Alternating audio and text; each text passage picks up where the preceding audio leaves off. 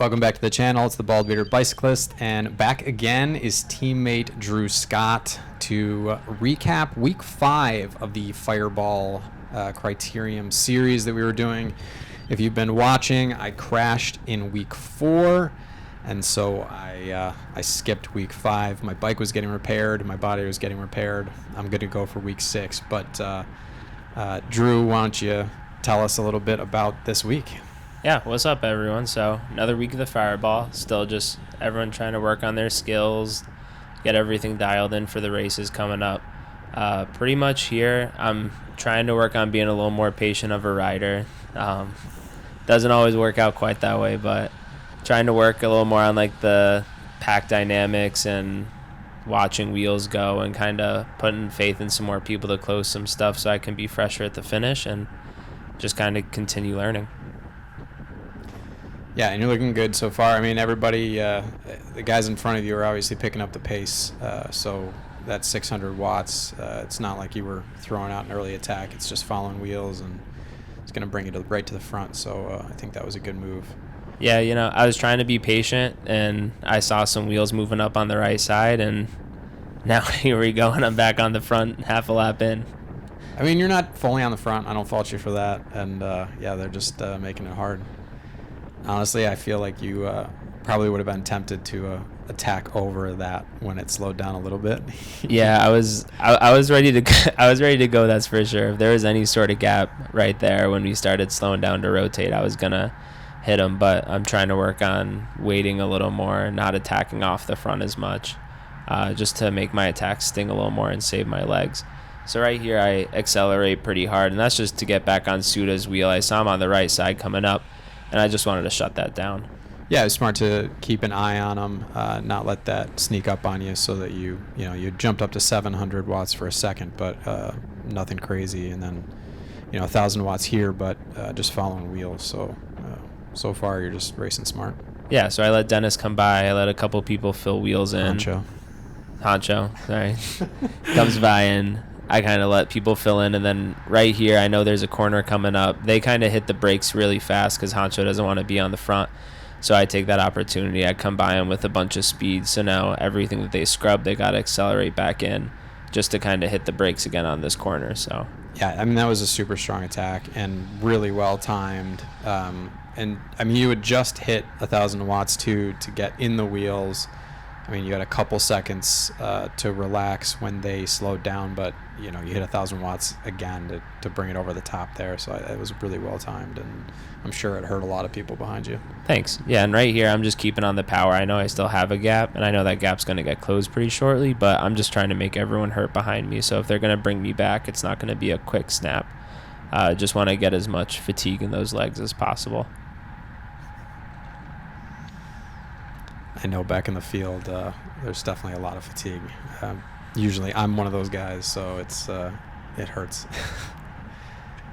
Looks like we got Larry attacking to the left there, and it looks like Suda and Tyler went with him, and then there's a little bit of a gap here, but yeah. So see, I did a good job of not attacking over there. Make James do a little more work.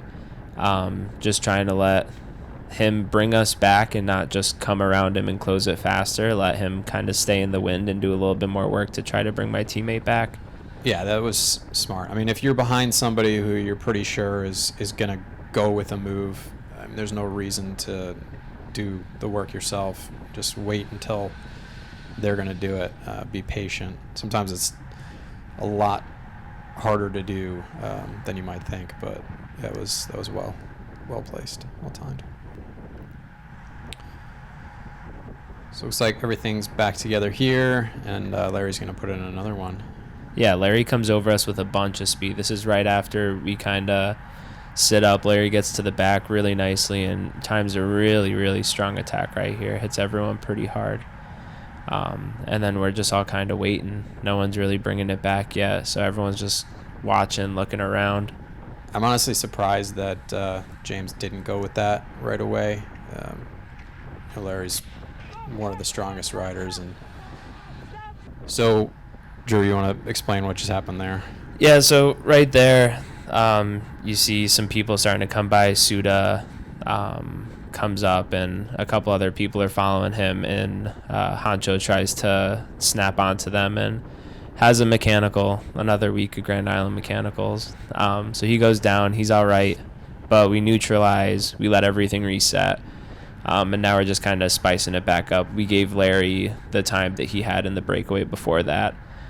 So he's still off the front. And then right here, we start to slow down a little bit after the restart. So I just hit it hard, make everyone, if anyone's legs were still feeling a little soft because we waited a little bit, made sure everything was clear, just waking everyone up. Yeah, I think it's a good way to do that. I mean, you guys neutralized to make sure that everybody was okay, but then to honor the gaps that people had rather than just full-on resetting, which could be frustrating for somebody who's off the front. I think that was a cool way to do it. Yeah, and Larry did a great job here. He stays off for a long time because everyone's definitely putting in attacks. I still have a gap right here, so I'm just punishing this corner, making people work up. And then same thing, the second I feel people starting to come back on my wheel, I shut it down.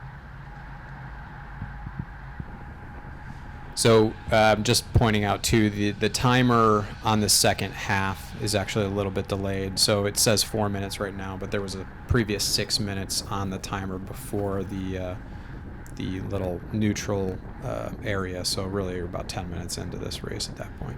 Yeah, so right here, Moose kind of puts in a heavy attack, and no one really sees it coming. So I kind of slide around some people to make sure I shut that down, and I'm carrying more speed than him. No one's on my wheel, so I'm just going to pass right by him and make everyone hurt even more. Yeah, I think that was smart to not try to just get into his draft and make sure that you were covering him, but to go past him, because obviously he did work to get out there, and if he wants to get on your wheel, you're going to hurt him at that point, as well as anybody else that was behind you trying to stay with you. Yeah, so now we got a little group rolling, just kind of rolling turns. Going pretty nice. Suda comes by, not super hard, but same thing, kind of comes by and shuts it down immediately. So I just carry my speed through the corner. All these corners really slink everyone out, so the more speed that I can carry in at the front, the more it's going to hurt people trying to hang on. Yeah, I mean, your exit speed there was 29 miles per hour, and for those that are not comfortable taking that corner at quite as fast as you did, it's going to hurt them to bring up that speed again. Yeah, so it gets me stuck on the front here. I know something's coming, so I see James starting to wind it up, so I try to punch it as hard as I can to bridge that gap and shut that down and not kind of let it linger. So you can actually see Larry off in the distance there, and that's been him off since before it went neutral. But they are James has got him in sight now. It's always a little easier to stay away when you can't be seen, but I'm sure once he had him in sight, he knew he just had to put in the work to close it.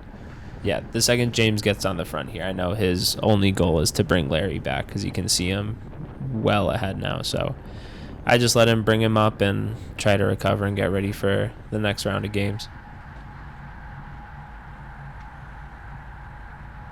So there's no rear camera, obviously. Do you know if everybody was with you at this point, or if it was just strung out, but it was pretty much together? Yeah, off that corner I got pretty strung out. I said we got it right there.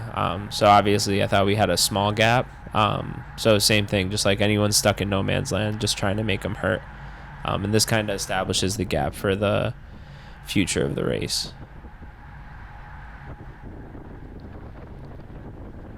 So you got Tyler here, Larry, and then I think we were talking about this before. I think Moose may be in this group as well. Is that everything that was in, or is that the?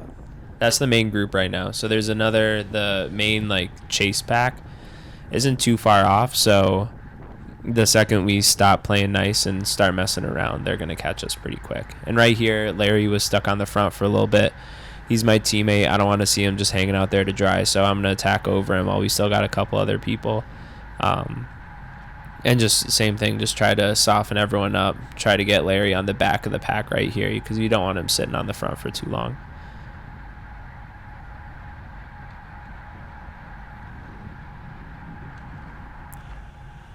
So yeah, so same thing. Right here, we're starting to play games again. we're kind of caught by the main chase group at this point, and I'm just kind of letting some people fill in, try to get a little breather, get a little drink, while everything kind of pseudo neutralizes before we start up the attacks again. I mean, once those attacks started going, I mean, this is pretty much one of the few times that you're not working at the front. And I know you said your goal for this race was to maybe sit in a little bit more. You found yourself in the position where, it'd be hard to not attack when you did, and I think all your attacks were smart.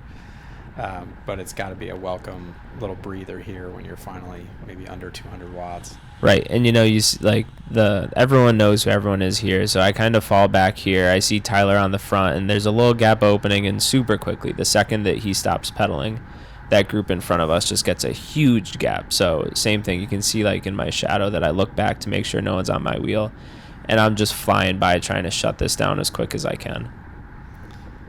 I mean, you could go back on this video and count the amount of times that Drew hits over 1,000 watts too. He was looking good tonight. Yeah, it felt good. So right here, I was right there, I just rolled right through them. I knew that they would get on my wheel, but I knew we had a gap at this point, and it would be better for me to carry my speed through and have them catch up to me than for me to scrub my speed, slow down, and give more people a chance to catch back onto us. So, I mean, it seemed like it was breaking apart there, and obviously pretty stretched out. Do you know who's in this group with you after those couple attacks? So at this point, it's Larry, James, and Moose at this point are the four main people, and you can see there's a little bit of games being played on skip and turns. So if someone skips turns, right now it's 2 Project and 2 Shikluna. So I think what was smart, what you guys were doing there was not lining yourselves up, Larry and you, to take turns every time. You'd leave a little bit of a gap, so James would have to fill in, so he maybe couldn't sit behind you guys and attack from behind. But you see Moose is in this group as well, and he's doing some turns as well, so I'm sure the 4 of you were trucking here. Yeah, we were moving along well. We were just doing a good job of making sure we keep everyone in check. We didn't want to go 2 and 2 and be on the front and then be super vulnerable to a big attack coming from behind us. So just kind of playing that game smart and rotating smart.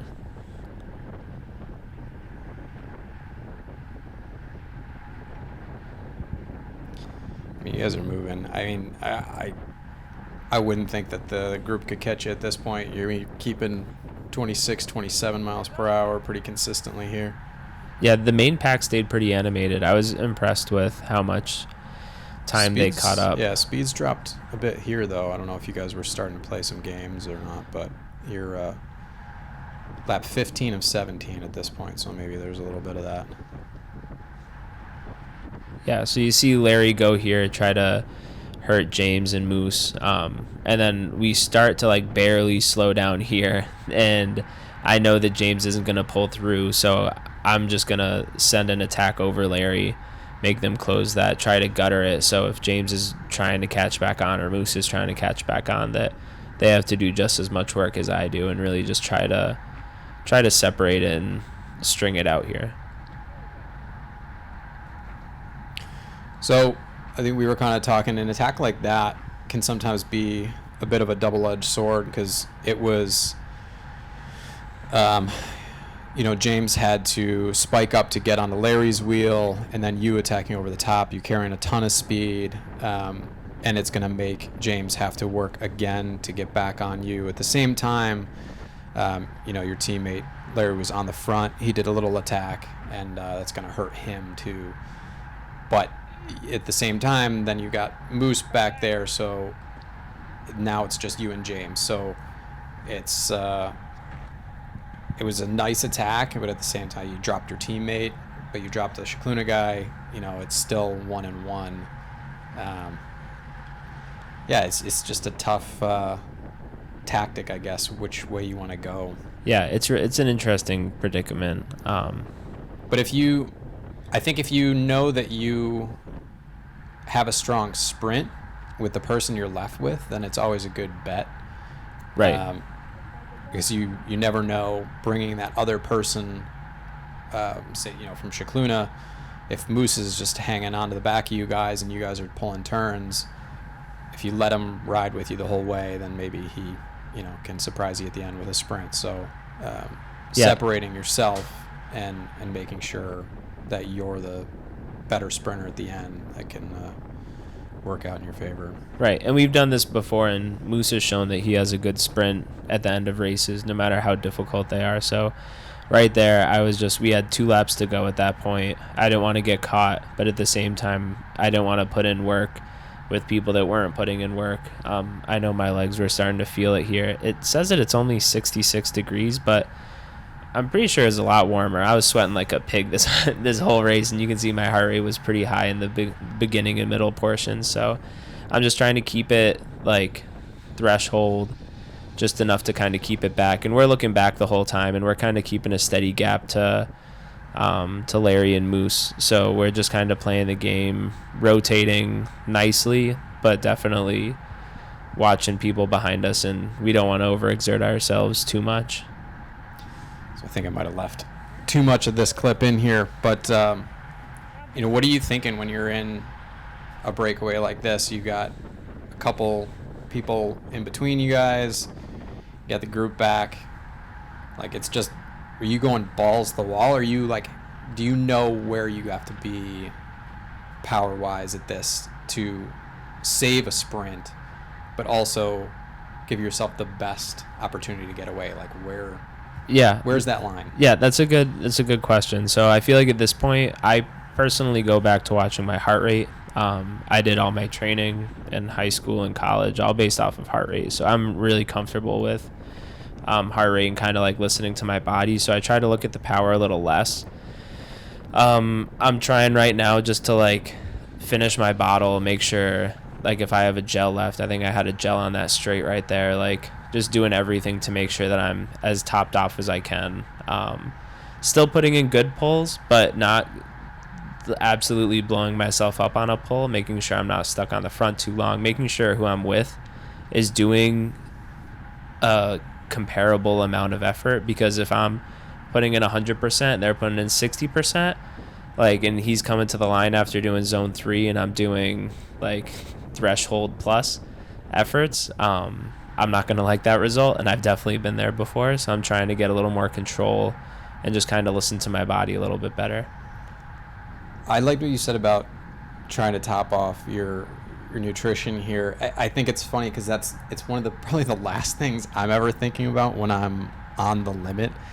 But the fact that you can think about that, and I mean, I'll go for my bottle anytime there's a lull, but knowing to go for it when you are doing this much effort and you have a sprint coming up, that's really when you got to be most worried about being topped off. I think that's there's a lot to be said for that.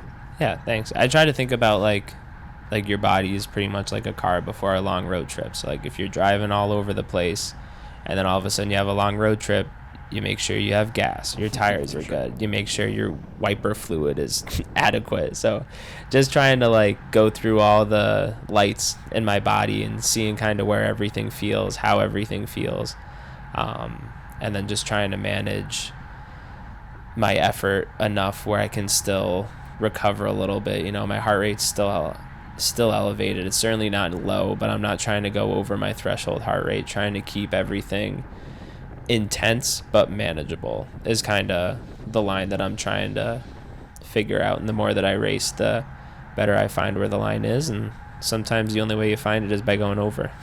For sure. And it's last lap, obviously, now, and this is going into the last straight. At what point in your head did you realize, okay, the two of us are for sure away, I just have to beat James? Half a lap. Half a lap was when we still had a good gap. It was staying. That backstretch here, we had a good gap. The time was staying. We couldn't see the main pack. So now we're just looking back and we're watching Larry and Moose. Like, is Larry going to go from a long distance? Is Moose going to try something and come over the top? Mm-hmm. So right now we're pretty much just watching each other and we're trying to watch behind us. And at the very end, we can start to see kind of the pack even come back. So at this point, you were still worried about the guys behind you, though. You weren't fully focused on James. oh, absolutely. Okay. I knew that it could be down to James and I, but it was just, what am I going to do to get away from him? Sure. So we're watching back, and I'm starting to look at him, and I'm trying to watch him and see kind of where I can catch him out. And 300 meters. Yeah. So we're getting close. And I'm just waiting. I see him kind of turn his body to look back, and the second he turns his head backwards, I just put everything I have into it, like, and just go from a little farther out than I would want. But yeah, and then here I'm just head down to the line, not looking back. Beautiful. Put everything in the legs. Yeah, I mean, to have that much left after all the effort that you put in, that's pretty amazing. Well won. That's your first Fireball win. Well deserved. Yeah. It was a hard race. It was a lot of fun, though. Good time. All right, thanks for coming out, and make sure you subscribe. And week 6, I'll be back in the saddle, so we'll have some more footage for you. Yes, sir. Thanks a lot.